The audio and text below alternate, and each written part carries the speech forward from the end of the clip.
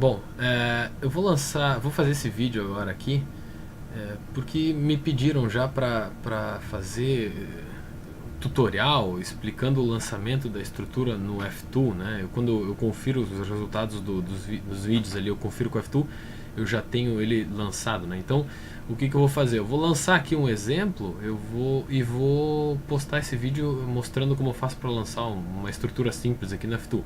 Então eu não vou fazer um tutorial explicando comando por comando e tal, então eu vou fazer conforme eu vou gravando os vídeos e já vou lançando as estruturas aqui para gravação do vídeo, então eu já pego e já faço um vídeo explicando o lançamento, então eu explico viga, depois explico pórtico e treliça, enfim, vai sendo dessa forma. Eu acho que fica até mais fácil do que ficar fazendo explicando comando por comando e tal, né? Então primeiro eu preciso desenhar a estrutura aqui. Essa estrutura que eu vou lançar aqui já é proposital para o vídeo B7, né? Que é o vídeo de uma viga. Eu vou fazer uma viga aqui com o objetivo de calcular um deslocamento nessa viga via princípios de trabalhos virtuais. Então eu vou lançar uma viga aqui. Eu não tenho ainda uma viga pronta, eu vou pensando aqui numa viga conforme eu vou lançando aqui. Então assim, eu tenho várias formas de lançar, né? Eu tenho esse comando aqui, ó, para inserir membros, né? Então eu poderia desenhar um membro aqui qualquer na estrutura no F2, né? A questão é que eu preciso, muitas vezes eu tenho ali um membro que eu quero ele com determinado tamanho, né? Então, por exemplo, eu poderia inserir esse grid aqui, né? E aqui eu posso refinar ele em 0,25 em uma direção, 0,5 na outra. E com esse snap aqui eu posso clicar no início e no final para ele. E aí eu desenho a viga com um determinado tamanho, né? Por exemplo, quero uma viga aqui de 75 centímetros. Então, 0,25, 0,5, 0,75. Pronto, estaria ali ela, né? Só que dessa forma eu acho um pouco trabalhoso e tal. E em determinadas situações tu tem vigas com determinados tamanhos e fica um pouco chatinho. Então eu prefiro fazer assim, ó, eu prefiro inserir nós, né? Então eu clico nessa opção aqui, ó, e insiro o nó. Aí eu só coloco as coordenadas. Por exemplo, vou começar com o nó na coordenada 0. Se eu quero uma viga de 5 metros de comprimento, por exemplo, coloco 5 aqui em X, pronto, ele já me inseriu um nó, e entre esses nós eu tenho 5 metros de distância, né? Então, por exemplo, vou colocar uma viga aqui que eu quero um deslocamento na posição 2 e vou colocar um balanço aqui na posição 6, né? Então eu desabilito essa opçãozinha aqui e aí clico em inserir membro, e aí só clico nos nós, né? E aí pronto, eu tenho uma viga com aquelas distâncias lá que eu atribuí, né?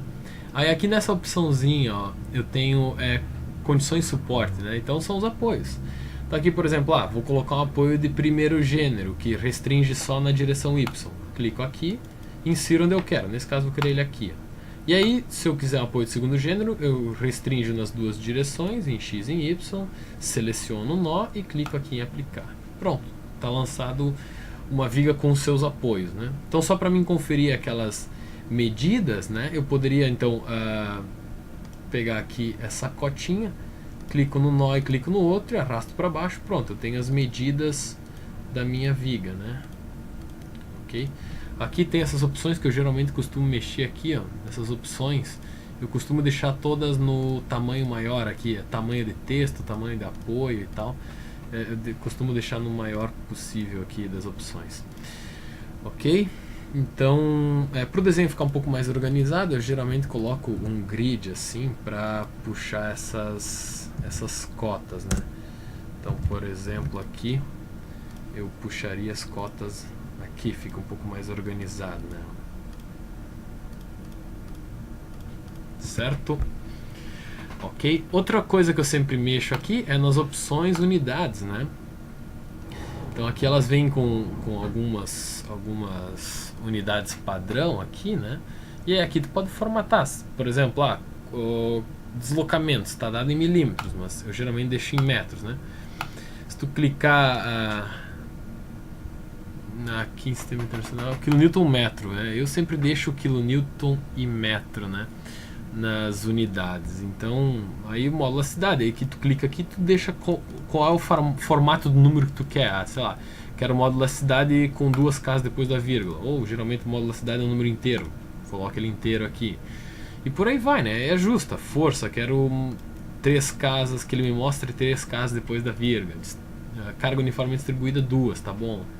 Ou carga uniforme distribuída geralmente é uma coisa meio exata. Então, aí varia, cada um faz da maneira como acha mais interessante, né? Deslocamento, vou colocar o deslocamento dessa forma aqui, com várias casas depois da vírgula para ter uma precisão boa, ou então notação científica para rotação, enfim, né?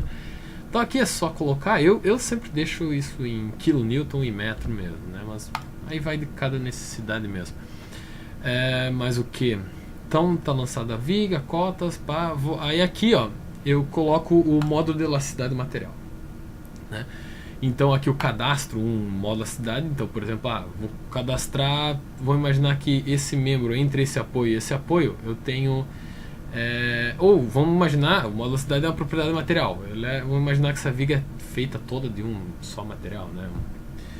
Mais coerente, né? Então eu vou imaginar que toda a viga tenha o módulo de elasticidade do concreto, por exemplo. Aí ele me traz um valor aqui aproximado para o módulo de elasticidade do concreto, né? Aqui eu configuro também o coeficiente de Poisson, e aqui o coeficiente de Poisson é utilizado, por exemplo, para calcular o módulo de elasticidade transversal, né? O G aquele. Aqui o coeficiente de dilatação térmica, enfim, aí eu posso configurar isso conforme a necessidade. Aí eu posso ou selecionar a viga inteira e clicar aplicar, ou colocar em All aqui, que daí ele aplica em todos os membros da estrutura aqui, né?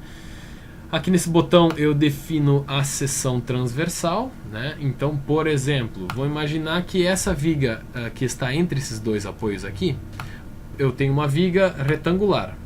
Então aqui eu vou colocar membro número 1.